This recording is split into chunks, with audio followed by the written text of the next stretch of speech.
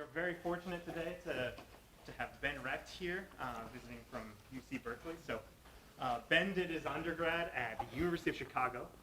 He did his PhD at MIT and started out at the University of Wisconsin, was now at Berkeley. So Ben has won all kinds of awards, including the Sloan Fellowship, the PCASE, and the Lagrange Prize, which I was there to witness him receiving this. I like to call it the Nobel Prize of Continuous Optimization. I don't think anyone else will. But it was the most over-the-top award ceremony I've ever witnessed. Yeah.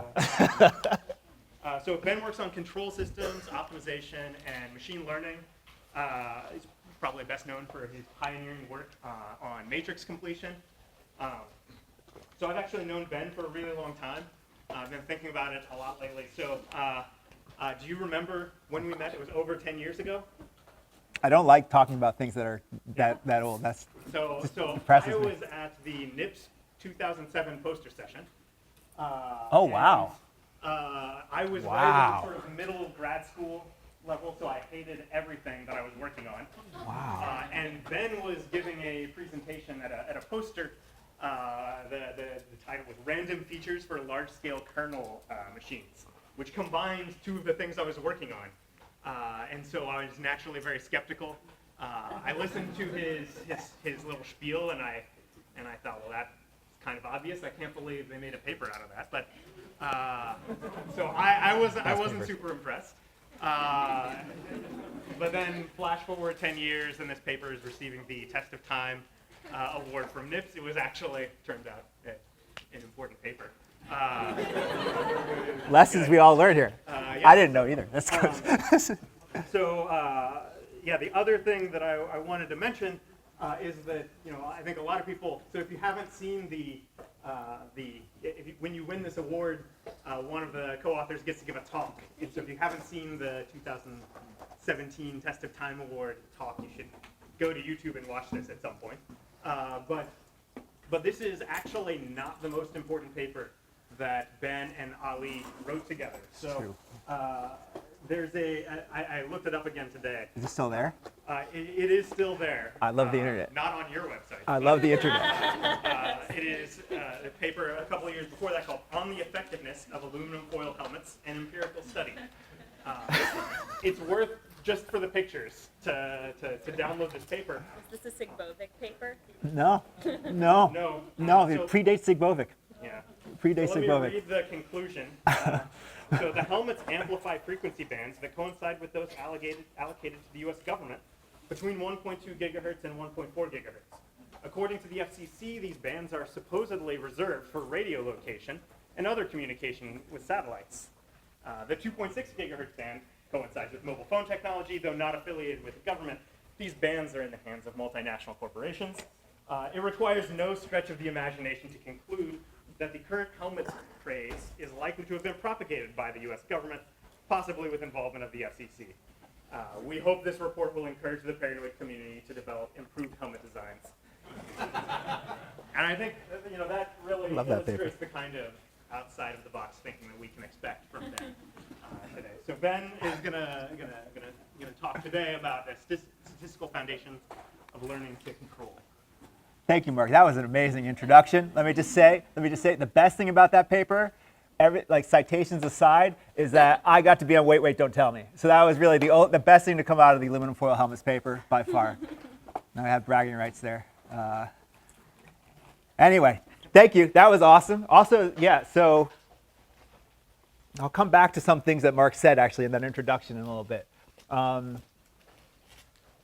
This is a bit of a dry title, which I'm really fond of here, because why lead with something outrageous when I could just be outrageous progressively as I move on? So we'll just start with boring, which is, before I actually even dive into anything, let's see the range of my sensor here. Does this even work? Oh, find it. 1 second. I gotta get. This is very important that my clicker actually works here. Let's see. Victory. The most important slide is this is talk is a product of multiple projects with a great team at Berkeley. These are the 6 folks most involved with everything I'm saying here. It definitely would not have been done without them. And so anything inflammatory and offensive I say, that's my opinion, and anything that you think is interesting, that's probably from these guys. So we'll keep the division of the allocation of credit that way. Right. So the problem I want to talk about machine learning broadly, and in particular, machine learning. You guys are all here for this. It's not only is it unavoidable now, but people think it could solve all problems. Maybe. Actually, we've had a little bit of a reckoning over the past couple of years, but I still think there is this pervasive notion. You have companies like Google claiming that they're AI first, and they claim that they could solve all of their problems with artificial intelligence. And indeed, we've had results where people are now trying to push machine learning into these problems that face people. Right? We solve Go, and then people think that means we could solve all planning and actuation problems. And people have there are lots of impressive demos of using machine learning in robotic systems, and and the hope is that we can use machine learning in these systems that are actually facing more and more important problems. We go from just labeling images as cats and dogs to perhaps controlling self-driving cars, or allocating our supply chains, or maybe controlling our power grid. But the problem is that as you move things from the frivolous into things that are essentially mission critical, the constraints that we usually apply to machine learning have to be tightened. Right? It's not enough to say this works okay, and I'm going to ship it, because people can and have died. I mean, I used to say that it was possible that people would die, but people have died. Right? We have multiple fatalities in self-driving cars now. And I think there are lots of other evidence that machine learning systems have led to loss of life. And so it's kind of this weird thing. It's a weird kind of technological responsibility that we didn't used to have. Like when machine learning didn't work that well, it was fine to do crazy stuff. But now that it's actually important, we kind of have to all change kind of our perspective. So in particular, I'm interested in understanding not just how to make these things safe, but actually there are interesting, just fascinating research problems that come along with this. So in particular, if I have a machine learning system that gets to interact with its world and can choose to do things based on what it's seen before, that's very different than what we learn in standard supervised learning courses. It's certainly more than what we would learn in an undergraduate course. And so some of the things, broadly, I would call moving from what we call supervised learning, which is just making predictions, to reinforcement learning, which is choosing actions that have consequences based on things that we've seen before, is a big shift. It's a big thing that we have to understand. And so broadly, I'm calling reinforcement learning just the study of using data to enhance the future manipulation of a dynamical system. Okay? And dynamical, I mean the broadest setting here. Okay? Now, if you had asked me what that field was called 10 years ago, I would have said that's called control theory, because that's the people I was brought up with. I feel like reinforcement learning wasn't mainstream at that point, although there were people who had solved backgammon, but not Go. And so now the question is, what's the difference between these two? And I guess what I want to talk about today is how do we actually unify these two views of systems that can kind of interact with their environment. Using systems that collect data, that take that data and make decisions, and those decisions have consequences that we can be evaluated. Right? So that's what I'm hoping to try to merge today. And I'm going to focus it around one question. Like this is a big question. What are the limits of these kind of learning systems that interact with their environment? What are their capabilities? When do they fail? How do we actually put these things on equal footing? I want to focus in on this one, which is just a baby step towards kind of the broader issue, which is how well do we have to actually understand a system in order to control it? And control here I'm going to mean in the sense of what control theorists talk about, which is usually just making things fly in a sensible way. But we can think more broadly about some of the kind of consequences of when we actually think more colloquially about how we use that word control in machine learning systems. But today we're going to focus in on the kind of like that standard thing in control. Now what's interesting, what's cool about this is like lots of great research problems kind of are at this interface.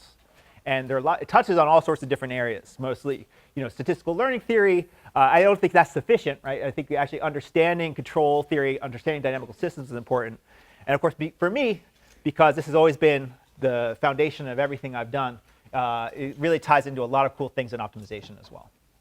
So I'll hopefully bake some of those links. Okay, so what is control theory? Hopefully everybody knows.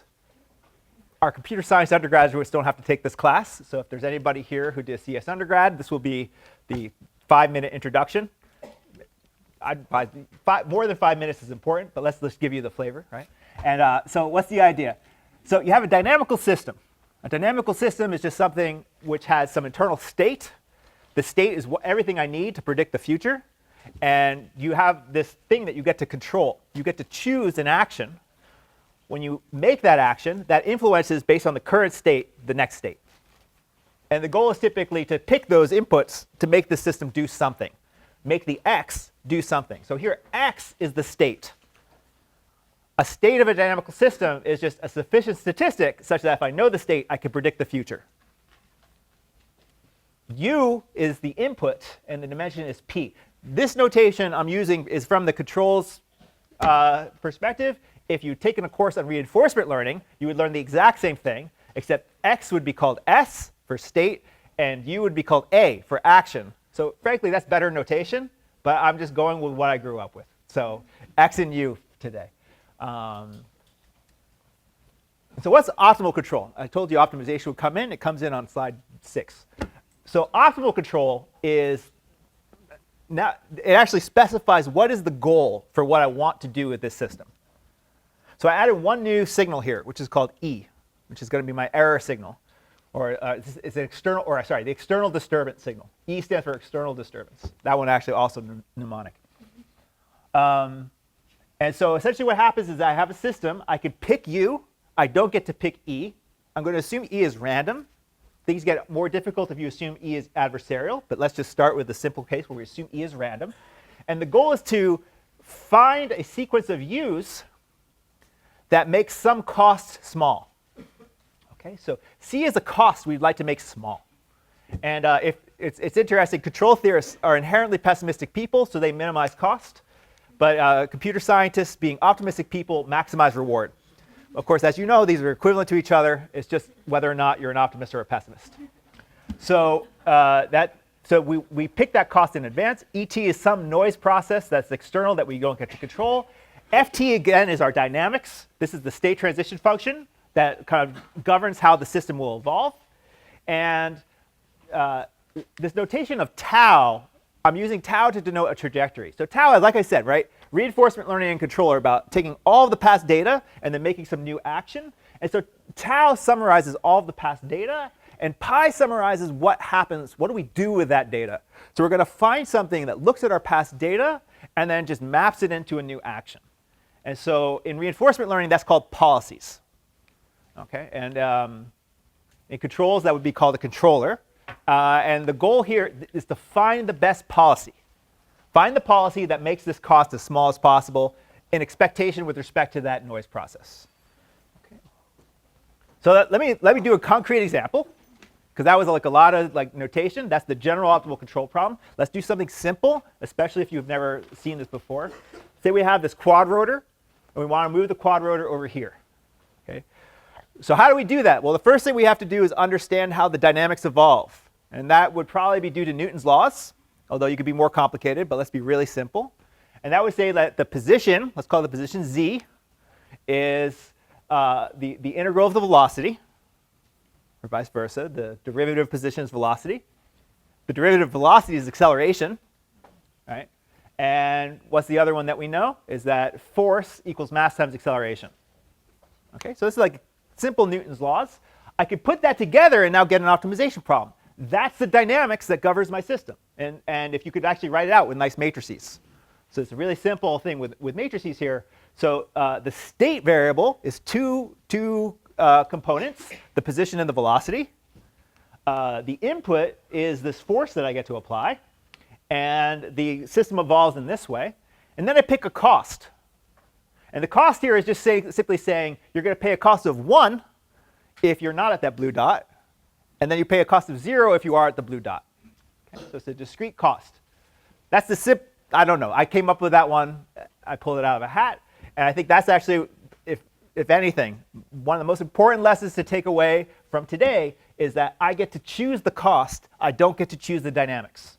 Like, you can engineer some dynamics, but there's a lot of physical laws and constraints that govern those dynamics. The cost is something you get to pick. And this is exactly the same in machine learning. In machine learning, we want to the simplest thing you do is classify. In classification, what you really want to do is minimize the number of mistakes. But that's hard. So what you do is you come up with a surrogate, like logistic regression. Now I can minimize something that's convex, and then evaluate how well that works on this thing that was not convex. So the same thing is true here. Instead of minimizing this discrete cost, I could minimize the sum of the squares of that first component. Okay? So this is not exactly what I wanted to do, but it's bounding. It's in some sense bounding that cost, or at least approximating that cost in some sense. And I could do other things. For example, I definitely don't have an infinite amount of force that I can apply, and so I can penalize how much force I apply as well.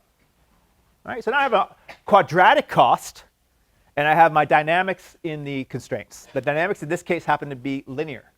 Right? The state is a linear function. The new state is a linear function of the current state and the control input. Okay? So you have linear dynamics, and you have a quadratic cost. And so you could solve this even not knowing anything. I could feed this into CVX or TensorFlow if you want, and you could solve this yourself. It turns out there's an easier way to do it, but that's fine. You could just do that right now without knowing anything. And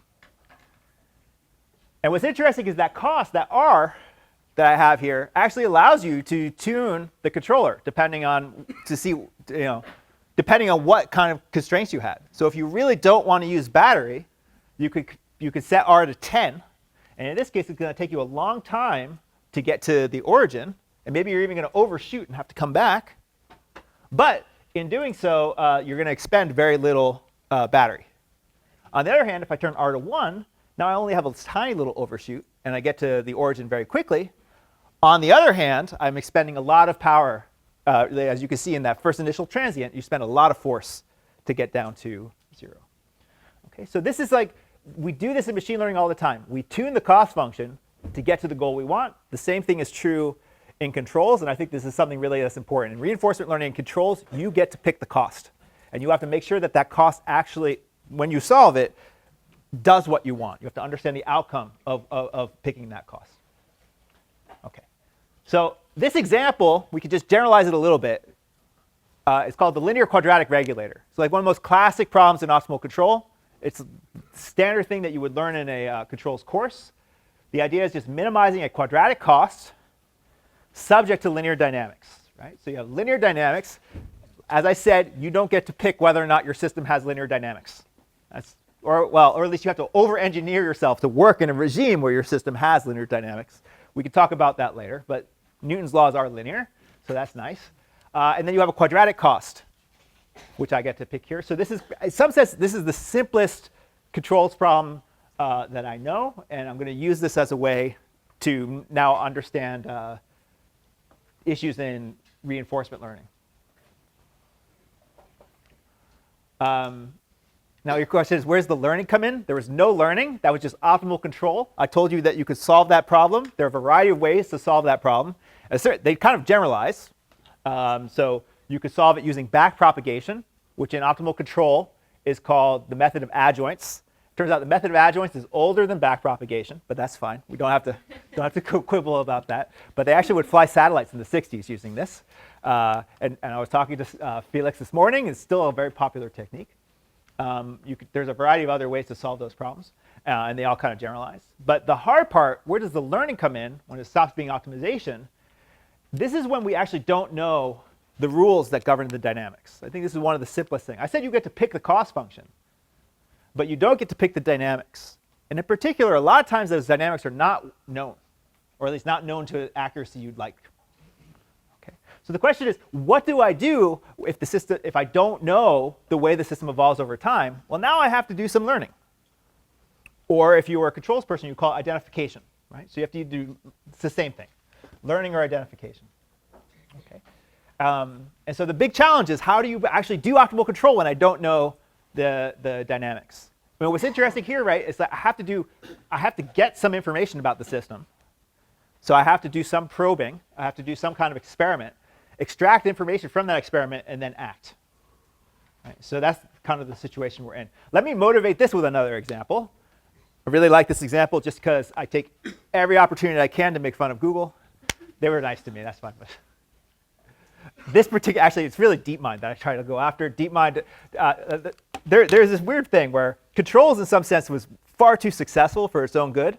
Like, the number of systems in this room that are powered by control systems is too big to count. And yet, if, nobody, I feel like control theorists don't get the respect that they deserve. Control engineers are a little bit disrespected. On the other hand, if you're a machine learning scientist, you get like these quarterback salaries. Adult-sized playgrounds. Adult-sized playgrounds. So let me tell you about something that DeepMind like to work on. They call this the problem of data center cooling. As you know, Google has a lot of data centers, and they generate a lot of heat because they're all running TensorFlow. So very hot, lots of GPUs. And so you have to cool the data, you have to cool the machines, right? So I have these giant warehouses filled with machines, and you build these insanely big cooling systems, right? And the goal is, what's the right way to cool those data centers? What's the right way to get them down to a reasonable temperature so that the machines don't melt or catch on fire? This is good. This is a good problem to have. We actually had a data center fire at Berkeley, so still not solved. In the last couple of years, actually. Embarrassing. In any event, that was more of a hardware issue on one of the. Anyway, let's not talk about that. So cooling the data centers is a real problem. It's a hard problem. On the other hand, I would say that this is a great example of how control theorists don't know how to brand things. You call it data center cooling. You get written up in every major publication, including the New York Times. But if you ask a control theorist what this problem was, they say, hey, that's HVAC. Right? So air conditioning, not that exciting. You're not going to get a paper in the New York Times on article in the New York Times on air conditioning, but data center cooling sounds cool. I bring this up because now the question is, what would you actually do to solve this problem? Right? So there's this kind of, I could model every single bit of the data center and do a finite element calculation and try to actually do control there. PDE constrained optimization to do data center cooling. Okay, we don't do that for HVAC. It's probably overkill. So a different idea, and I could just do some bulk modeling things as heat sources and modeling things, the connectivity, and from that bulk model, do some kind of control based on the actual this other simpler approximate model, or at least more approximate model, a coarse model. Or I could do this thing where I just look at all the sensors in the data center, which I augment it with a ton of sensors, and then just try to make a prediction or to make a policy that goes directly from sensors to action. Right? And which is the right, here's the question. What's the right thing to do? I think in some sense, that's the hardest question. I don't know what the right thing to do is, right? So there's the identify everything. For data center cooling, this is probably not the right thing to do. For high performance aerodynamics, this is the right thing to do. And essentially, the more you push up against your control authority, like the ability to actually control, the more you really have to be modeling and predicting things. So there are certainly cases where that's important, probably not air conditioning. For air conditioning, we can maybe identify something much coarser and then do some kind of something based on that model. And this is the kind of foundation of model predictive control, which I don't have time to really go into today, but I'll talk about for one slide at the end. Model predictive control, the idea is really simple. It's actually a really beautiful idea. You just you make a prediction of what's going to happen for some long time horizon, like let's say from here to infinity. I predict the future. I take one step based on my policy that I planned over the entire horizon of the future, and then I see what happens, and then I replan again. And it's kind of this shifting of trying to be clever about building a good controller to trying to just be good at optimizing quickly. It's an interesting kind of push, but that's actually how a variety of these systems work. And then there's this other idea, which is just I don't need models at all. I'm just going to go directly from sensors to action. And essentially, this is how people characterize reinforcement learning. But I'll say actually, in controls, we have something pretty similar. I would say that PID control actually does something very similar to this. And just in case you don't know what PID control is, PID control, I guess the point here is like, I don't know what the right answer is. I want to know how to actually distinguish them. Let me tell you about PID control very quickly. PID control is this really simple idea. The idea is that I have some signal I would like to track. For simplicity, let's just make it, I want to get some error to 0. Like I want the temperature in the room to be 68. So what I do is I look at the deviation from the error. And my control law is a linear combination of 3 things. It's the error, it's the derivative of the error, and it's the integral of the error. Proportional, integral, derivative. That's what PID stands for. And in fact, it turns out that people have done surveys of this, and essentially 95% of the controllers that are in production in industry, 95% of them are proportional integral only, so 2 parameters. And very little modeling actually has to be done to tune these PID controllers. By just doing a few simple experiments, you can actually set those values and get to 80% of where you'd want to go, maybe 90% of where you want to go. Right? So you could spend the extra effort to get really optimal, or you can get pretty good with very simple tuning rules that were invented in the 40s. Okay, so the question is, now, if we want to push into these more complex domains, domains that have perceptual information, domains that have much more complicated interaction, domains that have much higher state space, how much do you actually have to model to do these more advanced controls? Like, how do you step from PID outward? And the question is, can you like learn to compensate and adapt and do all sorts of things under changing conditions and kind of more adversarial environments? And that's kind of the big research challenge. Like, just for example, right, in self-driving cars, if you just want to have a self-driving car drive very slowly around the same track over and over again, you could do that with PID control. Lane following and PID control. Pretty simple. You want to do something where it has to go and drive on the 101 in San Jose, much more complicated. And the question is, how do we interpolate out to there? Also, no, I'm using the example of the 101 because I have no idea how people drive. I mean, I don't drive in Atlanta, so I can't comment. But no, I just don't know how people drive. Is it crazy? Not as bad? Oh, people are nice here? Okay, good to know. Good to know. Yeah, all right. So people have observed it. All right, so again, this is our setup. We want to, this is, again, a lot of notation, but it's fairly straightforward. We want to minimize cost. We have this unknown state transition function. How do we pick policies to solve this? And in some sense, this actually allows us to reinvent reinforcement learning, just looking at this particular question. OK, good. So now let's get into it. Yeah, so I'll come back to that. So in some sense, this is where I put on my statistical learning theory hat, and I was like, how exactly would we compare methods? What exactly is the right way to compare methods? And what's the way to compare methods in a way that machine learning people would appreciate?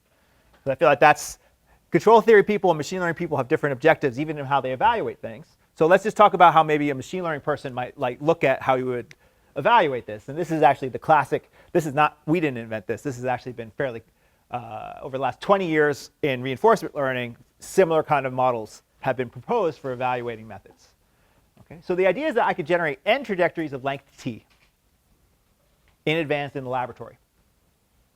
And I want to build a controller that has the smallest cost with some sampling budget, which we'll just say, for simplicity, is just n times t. Okay? So that's my challenge. That's my Oracle model. So I want to find something that has the smallest cost with a fixed number of samples. Okay? So it's important to note that this is not, there are lots of different settings. Some people want this to work in an online setting. This is not an online setting. This is, I do work in the lab, and then I deploy. Okay? And the question is, how much work in the lab do you have to do before you can certify what happens when you deploy? In expectation? With high probability. I'm going to talk about with high probability. Yeah. But you could also do with expectation. I'm happy with expectation, high probability, what have you. So the question is, what's the optimal way to do this? Obviously, I have to generate some trajectories. I have to do something in the lab. And how many samples do you need actually to get near optimal control? That's what let's try to get at that.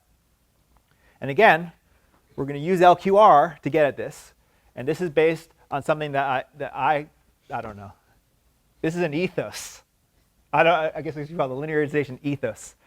My feeling in machine learning is that if you can't understand what happens on linear models, you're not going to understand what happens on nonlinear models. So it's good to start with linear. Moreover, if someone tells you they have this amazing thing for nonlinear models and it doesn't work on linear models, I'm very suspicious about it working on those nonlinear models. Okay, so that's an ethos. It doesn't always work. I'm just going to use that here. It's actually been pretty fruitful for my group. We've been doing this for a while. This is kind of like one of the driving principles.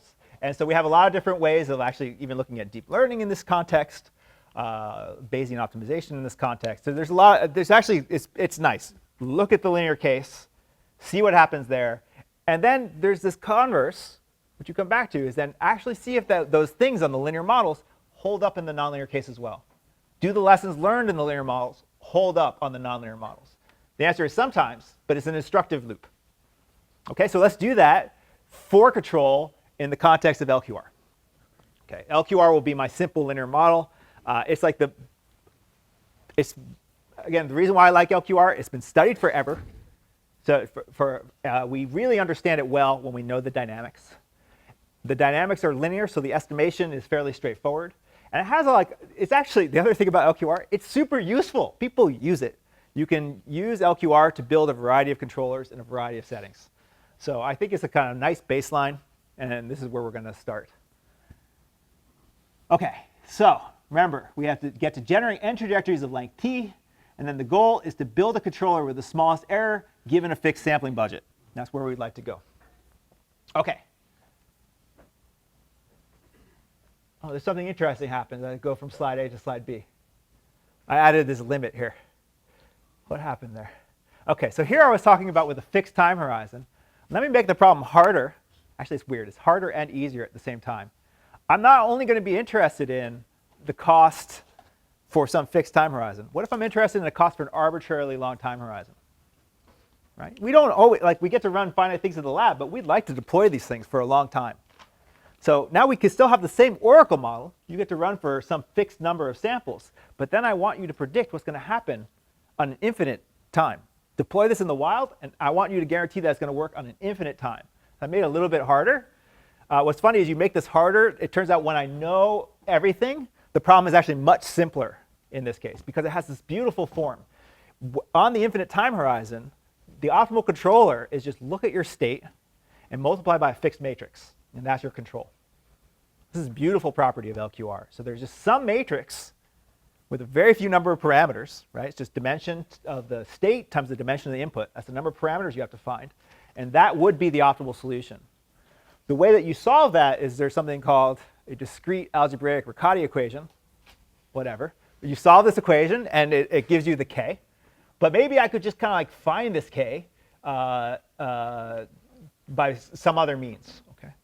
So the obvious control strategy, I say obvious, this is what people have been doing since the 60s, is estimate the heck out of the model, get a really good estimate of A and B, and then once you have a good estimate, treat it as true, and build the control from that. Okay, so get as good an estimate as you can with your sampling budget, treat that estimate as true, and then build the optimal controller assuming your estimate is true. This is called the principle of certainty equivalence. This is fun. I call it nominal control because we're using this nominal model, which is it's just shorter to say as well. So both terms are used. We're just going to say nominal control using what we think is a reasonable model as the truth. Okay. But there are other approaches, right? So that would be one approach. But my friends in reinforcement learning would tell me, well, we could just do something like this, right? Or not even reinforcement learning. Let's say we're doing if I went and talked to Jake, I don't know if Jake would tell me to do this, but maybe he'd say, hey, I want to Absalon Greedy. See, he'd say, try Absalon Greedy. No? Jamie said no. It's OK, well, we have to here's my Absalon Greedy approach. What does Absalon Greedy mean? Absalon Greedy means try the thing you think is good now, but add a little bit of possibility of doing something else to explore, right? There's this trade-off between exploration, or their exploitation, which is trying what we believe is good now forever, and exploration, which is, maybe there's something else out there that might work. So one thing you could say is I'm going to tell the Absalon Greedy algorithm the optimal controller should be k times x. And then you could play whatever k you have now and then update it, right? OK, so here's a strategy, which is sampling a bunch of random vectors from a Gaussian. And what I'm going to do is add, at every time step, one of these random vectors to my control signal. That allows me to explore. OK? And then so here's the algorithm. I compute how much cost I accrue in the lab. And then based on that, I update my controller using this law, which is saying that the new controller is just a combination of the old controller and this thing. I don't know what this is. What is this alpha j thing? I don't know. Actually, does anybody know where that expression comes from? Because that's not really that update rule. This is this punchline here. So it turns out that update rule comes from something called policy gradient. That's the update rule in policy gradient. So I actually lied. That's not really Absalon Greedy. I'm using something called policy gradient. And what's funny about this is if you actually look at what policy gradient does, who's seen policy gradient derived before? Anybody? Not as many as I would expect, which is great because you guys are pure. This is good. Don't get into it because it's crazy. You go through pages of like crazy things with probabilities and logs and all this other fun stuff, and you get out this formula, and people are like, hey, you have a gradient method to solve the reinforcement learning problem. But then you look at this and you're like, well, the cost is, I'm just like computing the cost and multiplying it by something. Like that's not a gradient method. And yeah, the way when we take policy gradient and we apply this, now, okay, we're going to get a couple places in a second, but you apply it to LQR, it's not a gradient method. It's essentially just like a random search method. And that's wild. So it's this kind of thing where there's a lot of formalism. There's a lot of excitement about this. There are lots of people trying to analyze this. But the question is like, is that a good algorithm? It looks weird. It looks weird to me. Okay. It turns out that when you run it, it is weird. It is weird, at least on these control problems. When I try to apply this linearization principle and I run policy gradient, here's what happens. So here, this dashed line I got by solving the Riccati equation. For this system is 2 by 2. This 2 by 2 system, for the control theorists in the room or people who remember their feedback control, no, it's not stable. It's a marginally stable system. This is why policy gradient doesn't like it. Okay, so I have this messy system, and the blue lines are my error bars over 10 trials, so the min and max. The solid line there is the median performance. And you see that essentially the median performance after 30,000 samples in the lab is matching the best thing I could have done had I actually known the system in advance, but it's still very noisy. Okay, so let me tell you something else that I think is also surprising, that if I just did nominal control, this certainty equivalence principle with 10 samples, is indistinguishable from the dashed line. So certainty equivalence, which is what people have been doing for 50 years, at least on this problem of a two-state, essentially double integrator, certainty equivalence is thousands of times better in terms of sample efficiency. Presumably that's because you have a low-dimensional problem? Presumably that's because I have a low-dimensional problem. But that's one question. Somebody else is asking something.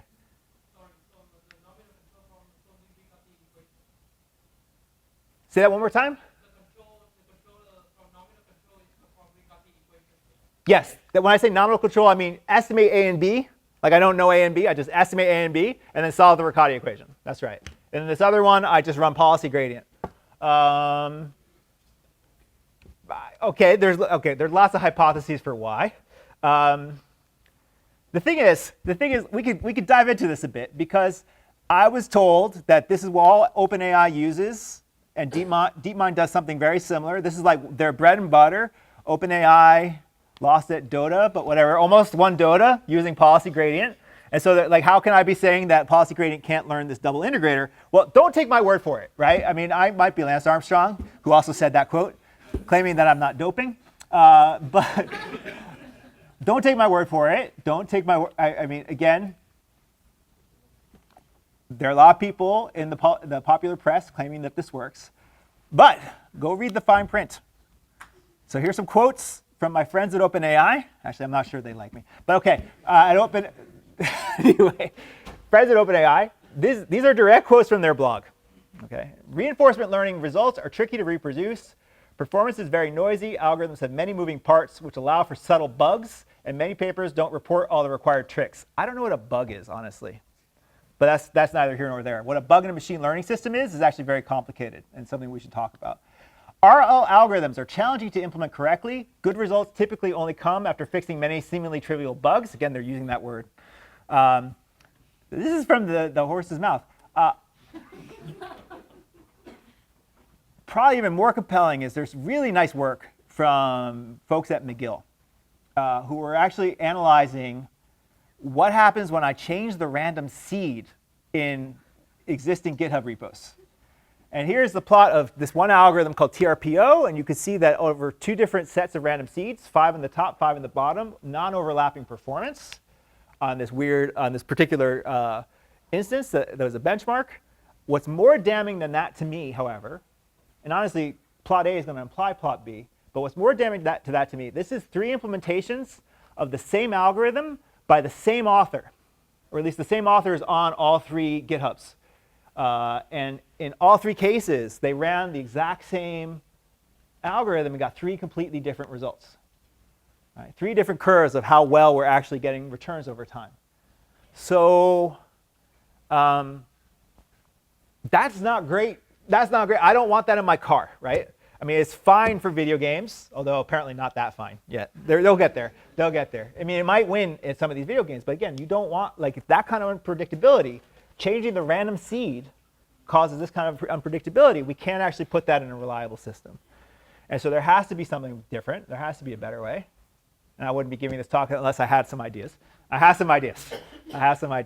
So let's try to dive into that, because this is this thing where how exactly would we distinguish this? What is policy gradient and its ilk doing? So there are essentially 3 ways to solve these reinforcement learning problems. And they're really clearly, this is why I like this optimal control framework, is that they're really easy to kind of distinguish by what part of the thing do I estimate? What part of the optimization problem do I estimate? So there are these methods that are called model-free. Model-free methods essentially say it's too hard to estimate state transitions from data, so what I'm going to do is try to approach a different part of the problem. And the policy gradient methods I was discussing are policy search methods. They just pick a policy and then try to jiggle that policy until it works. As you might imagine, they're all essentially just random search. They are all derivative-free optimization methods, which is okay, but there's lots of consequences. As we've seen, it doesn't work that well. It's sample inefficient. A different approach, which I don't have time to talk about today, would be, we'll call it approximate dynamic programming. Approximate dynamic programming estimates the cost function from data, and then from that approximation tries to solve something called the Bellman equation. This is like, if anyone has heard of DQN, which is what people use for Atari, that does this. But then there's this other approach that doesn't get as much attention, which is let's just fit the model from data. Again, like the certainty equivalence approach. And this one is actually kind of like the one I'm fond of, obviously. The idea is, again, we've talked about it, collect some simulation data, fit the dynamics using supervised learning. Boring. Just run least squares to fit the dynamical model. And then there's this tricky part of solving another problem, solving a surrogate problem to hope to solve the first one. Now, there's a certainty equivalence principle, which is just take the solution, plug it in as true. And then we saw that worked at least on that double integrator. But is there something else we could do where we actually use the fact that we know we're not solving the right problem, and that allows us to maybe get away with fewer samples and also have better robustness properties? And the way we do that is something that I call course ID control. The idea is straightforward. 1, it's very easy to estimate course models of dynamical systems. Maybe you could come up with one that's really complicated, but for the most part, for everything that actually is interacting with the world, we have some notion of how these things move forward. Honestly, even in the places where people tell me it's difficult, they're still running simulators. So if they're running a simulator, that means they have a model. They could look at their code, and we would have some way forward. But the second thing, and this is actually really the part that I think is interesting, is we can also use supervised learning to bound our uncertainty. This is something we don't really talk about enough unless you're an adaptive learning person. So yeah, there's a few of you, but this is something I would never cover in the undergraduate class, but we probably should. That it's oftentimes that when I actually solve one of these learning problems, I can not only estimate the model, but I can estimate the uncertainty in the model at the same time, and you can get both. And so if we can get both, then we could do what is called robust control. And robust control is a very mature and very powerful framework. The idea in robust control is I want to build a controller, right, that works not just for the plant that I estimated, not just for the model I estimated, but it works for every single thing in the uncertainty set. You want to build something that works for every single thing in the uncertainty set. So let me walk you through how that works for LQR. Could we have an approach?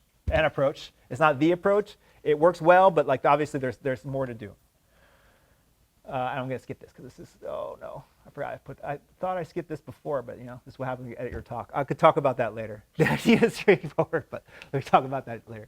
Okay, so the first question is how do you get error bars on your model here? So, okay, we run our dynamical system. How many samples you actually need to estimate A and B. Well, what we could do is run one experiment for t time steps. One experiment for t time steps.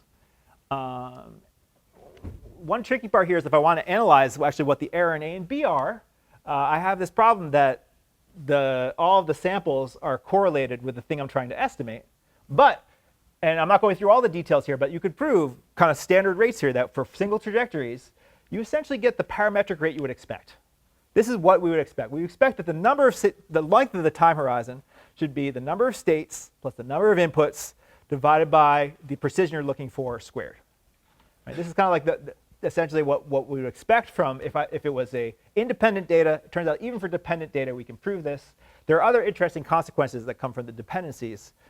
But again, there's a really great paper by Hoyer, Max, and Steven cited at the bottom there that goes into all the kind of delicacies. There's lots of weird, delicate things that happen here in that estimation problem. So, okay. A has the estimate, A is the truth. A has the estimate. So again, what we get to bound is not only do we get an estimate, so we'd run this, solve this, we'd get an estimate, but I can tell you roughly what the error is. And then I could say roughly that if I solve this robust optimization problem, and this is just LQR, but now I'm allowing the dynamics to have a delta A and delta B, which is my uncertainty, right? A hat is my estimate. Thank you for pointing that out. Should have said that. So A hat is the estimate. Delta A and delta B are my uncertainties. And I'm just going to take the worst instance of the uncertainty. So over all possible ones, take the worst one and solve this. Now, we can't solve this exactly. This is a hard problem. But we have a semi-definite programming relaxation that solves this, where we get the following result. And if I have time, I might go over how to do this. But it looks like I don't. Sorry.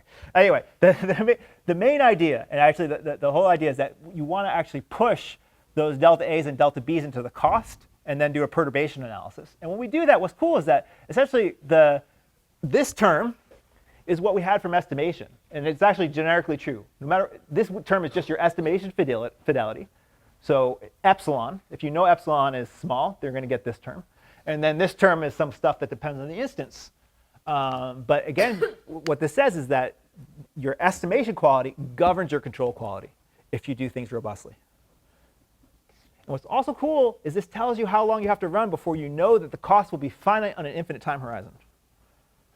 So if you know properties about your system, which are captured in this C, which we spell out in the paper in full detail, if you know that those properties are bounded, this could tell you in advance how many experiments do I actually have to run before I can guarantee something. And actually, just turning around the analysis, you can also get data-dependent bounds, which tell you when you're guaranteed to have actually a stable system. And stable just means that it's not you don't get infinite cost, finite cost, which is important. So let me go, rather than dive through how the analysis works, let me show you why the robustness matters. And this is a contrived example, but nothing wrong. I mean, contrived examples get you into the New York Times, as we see here. So might as well do it, right? So here's a really bad model of a data center that needs to be cooled. There's some racks. There are fans that cool the racks, and they shed heat to each other. And we can model this as essentially these heat sources generating heat. If they sit there, they're just going to generate heat. And then they shed heat to their neighbors, and then the fans cool. Okay. Now, what's interesting about this model, if I ran this, turn off the control, and run this forever, because this model has eigenvalues that are bigger than 1, the A matrix has eigenvalues that are bigger than 1, if you run it forever, you get infinite cost. Okay, it's unstable. If I do least squares, and I don't have a lot of data, I might estimate one of the diagonal entries to be less than 1. If you estimate one of the diagonal entries to be less than 1, and you really want to show that you can improve data center cooling, you would actually want to turn the electricity off there, because now you're really efficient. I mean, right? I mean, they have these metrics that you want to hit. If your metric is just minimizing the amount of power, that would be what you would do. But that would not be safe, right? And so you could, if your system identification tells you that something is unstable when it's really stable, that causes an issue. Okay. So here is just an experiment of some simulations that we did, right? And what's orange is this certainty equivalence principle. This is like you just plug the estimate in if it's true. The blue is robust LQR, where I actually tell the algorithm what the error in A and B are. Green is where I estimate A and B using a very conservative bootstrap. And it shows that even if you're super conservative with your estimates, you're not too far off in cost. And moreover, this plot to me is interesting, is how frequently is the thing that you found, how frequently are you getting solutions that don't have infinite cost? And what we see is that both the blue and the green, with less than 100 samples, 100% of the time are giving you, not only are they giving you finite cost, but they give you certificates that you have finite cost, which is nice. I mean, what's actually happening here is not that the thing is returning, the algorithm is returning an unstable model. What's happening here is the algorithm is saying, I can't find a solution. So what you're finding here is infeasible problems. And then now it's true that even as you're finding feasible problems, there's this issue at that point, which is not great. But eventually, it's all stable. After 600 samples, you're still 10% of the time returning an unstable model with a certain equivalence. So the robustness does matter. It's a bit of a contrived example, but it's worth showing that unless you think about the robustness, you actually can have these kind of unforeseen consequences. That's actually probably a thing that's true in all of machine learning now. You have to think about consequences that you might not have intended. So the robust synthesis yields a stable controller. Just very quickly, we ran some of the model-free methods again on this example, and they're still bad. In particular, policy search is terrible. It still doesn't work. It's fine. Fine. Anyway, just we did compare, and they're not close even here. I think a couple of takeaways from this. One, I think the really interesting thing, and I think the thing that is hard as machine learning people who have been successful in all domains to realize is that even LQR is a hard problem. Doing stuff where you take actions and there are unforeseen consequences is really difficult. And here we had to bring in a lot of different heavy machinery. We found that like the result in that paper I talked about with estimation contradicts 50 pages that are on Cosmo Shalizi's blog. I can explain to the people who know this stuff why and later. Let's not go into it. Even our STP relaxation needed some new stuff. So it's really like these problems are hard. They need new techniques. And if we really want them to be successful, we have to do a lot of work, which I think is a really important thing, as opposed to Elon Musk, who told me that in 2017 I would have a car that would self-drive across the country. And I think, what's today? Anyway, so. He's still in charge of any important thing? At Tesla? No, I mean, he's no longer like head of the board of directors or something, right? Or is he? I don't think he's stepped down yet, but that has to happen anyway. I think the important thing here, though, even the simplest RL problems are really hard. And that doesn't mean we shouldn't do them. It just means that we have a lot of work to do. So there's other stuff I didn't have time to talk about today. I'm going to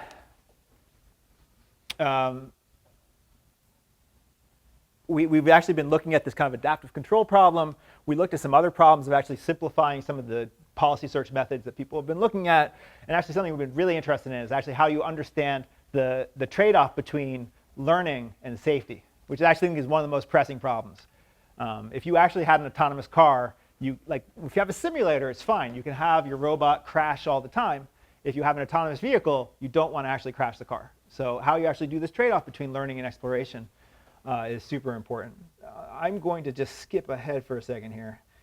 So let me wrap there. I just want to say one thing. I wanted to say one thing, rather than going too much into this other thing. OK, right. So we had this thing of reinforcement learning. And there is a camp, but surprisingly, not a lot of you guys at Georgia Tech, which is interesting. We could talk about that. But then the control theory, I know there are a lot of people here who do this at Georgia Tech, right? So we have that trade-off. I personally feel like I said a lot of things about direct policy search, but these two things are really, I think there's amazing stuff that can be done that interfaces machine learning and control, right? And I just don't want this to be a turf war. I think that intersection is super fascinating. And it's already fascinating. I think that just because DeepMind gets a lot of credit for it, there are amazing people who've been working in this for a long time who are doing really cool stuff. And so I like to say, I don't really care what we call it. I'm going to come up with this. I'm calling it actionable intelligence just because I don't want to pick sides here.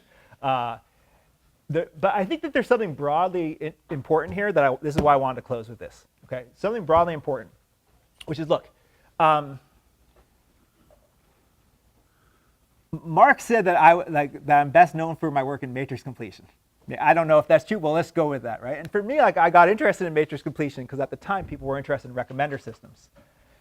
And at the time, recommender systems seemed like this kind of silly and innocuous thing. It's like it would recommend me good music or recommend me movies I like, and that's simple.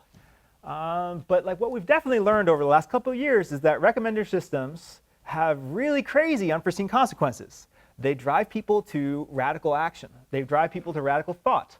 And they inflame kind of our worst human impulses. And we didn't think about that. And I think the thing that's really important is that every machine learning system that's put in feedback with people is a control system, or it's an actionable intelligence system, or it's a reinforcement learning system. It's not supervised learning. It's no longer supervised learning. And we're just running supervised learning and thinking it's OK. Why is it a control system? I put it in feedback with people. I recommend some stuff to people. They watch what I recommend. I look at that data, and I retrain. And look, I have a feedback loop. I've now built a policy. And I'm using supervised learning without thinking about those consequences. And so I think like the really important thing here moving forward is like we can't avoid these questions anymore in machine learning. All of the questions that are really facing us now, all of the challenges and all the frailties that we're seeing in machine learning have to be understood in this broader context of like this is what happens when we put machine learning in feedback loops. And so to me, this is like it's simultaneously the most frightening part of what our current machine learning infrastructure, but also I think a lot of exciting stuff in that intersection. So hopefully you guys are excited to work on this too, and I would love to talk to you more about it. Okay, thank you.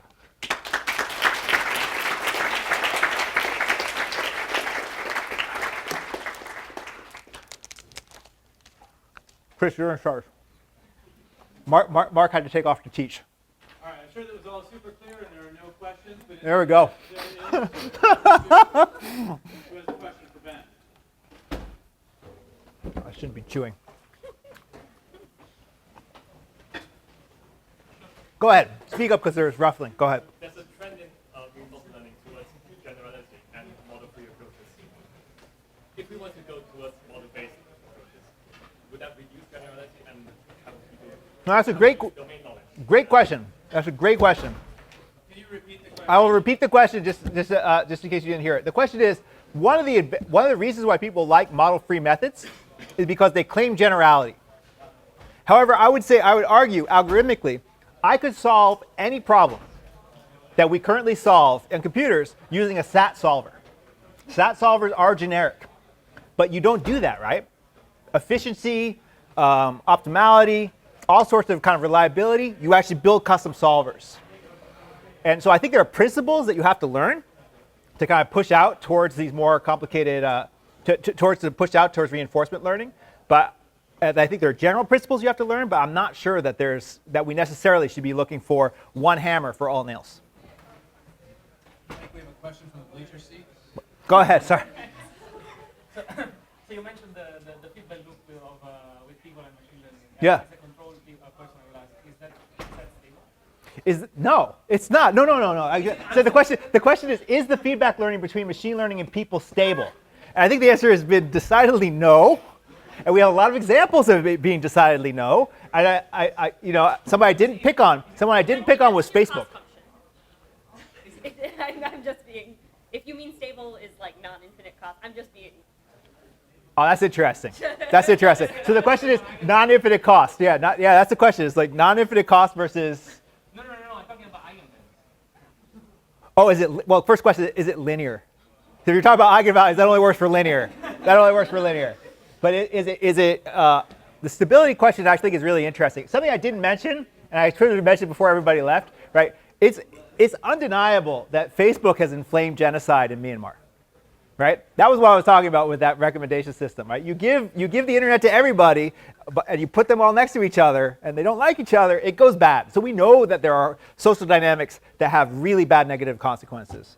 I think that's the big challenge for all of us, right? Those places are hiring. How do you go there and make them do better? And then the other question is, Can we make it stable? I think that's the interesting research question, right? There's a whole subset of machine learning people who are worried about doing machine learning as if people mattered. Like that to me is like that's more important than the people working on autonomous cars. And so that's exactly the big challenge. Like how do we do that? This is great. I think some people are headed off to class and whatnot, so maybe it's best to take the rest of the questions. I have time. So yeah, if you could come up here. Yeah. Let's thank Ben one more time.